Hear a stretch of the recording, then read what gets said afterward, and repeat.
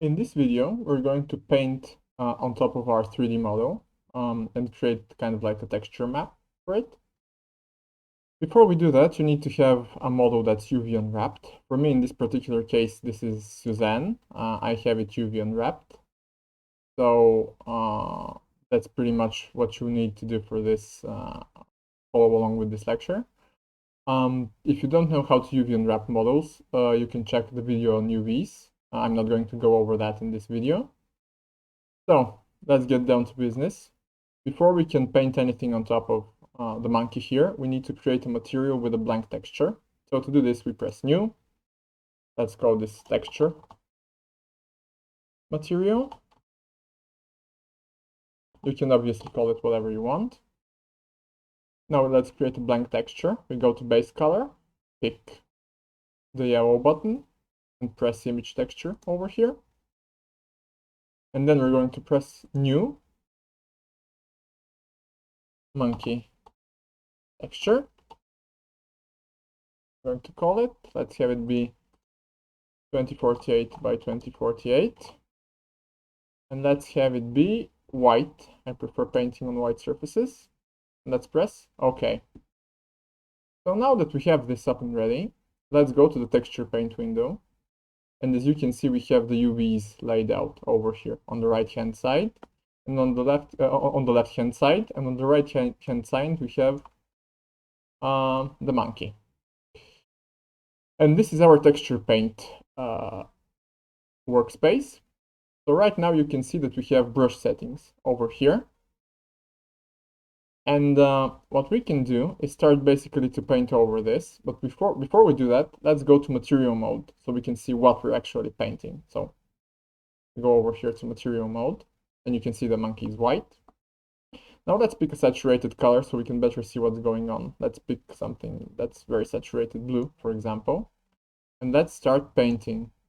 And what you can see is that wherever I've painted over the model, it gets painted over the UVs as well. Same would go if I would, for example, paint over here. It starts to paint over the UVs. So if I kind of go about it like painting some stuff over here, you can see that we already start to have some color.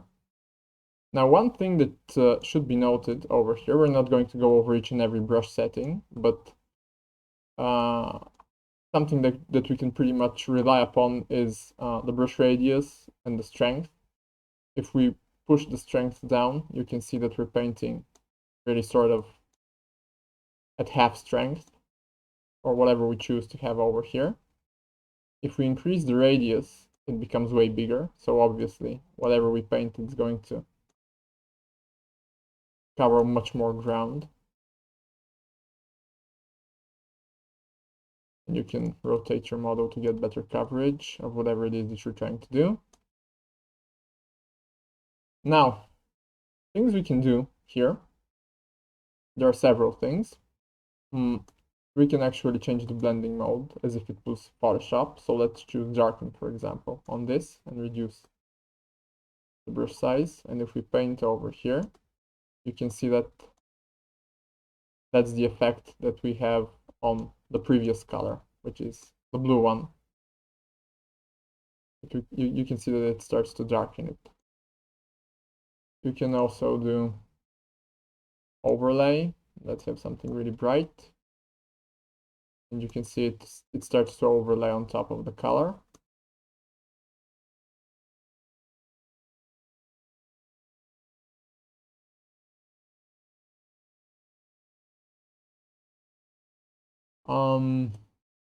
Other things that you can check over here are other advanced brush settings. Like, for example, you can tweak your fall off. That's how soft or hard your brush is. You can choose, for example, a very hard profile, which if we go over here to mix, you can see that it's really hard and sharp. Like, really hard and sharp. We can go over here and have it be inverted, and you have something that's really soft, but from the base up. You also have things like masking, like cavity mask, for example, where you can choose where not to paint things. Like, for example, you can see right now I'm not painting over the forehead. You need to basically experiment with this in order to get something interesting.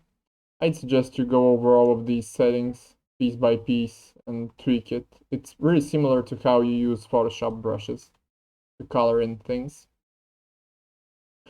You can basically use all sorts of things, like even import some images and use them in the texture field, which I'm going to leave up to you for your experimentation. But that's what the brush does. And as you can see, it paints over the UVs on this side as well.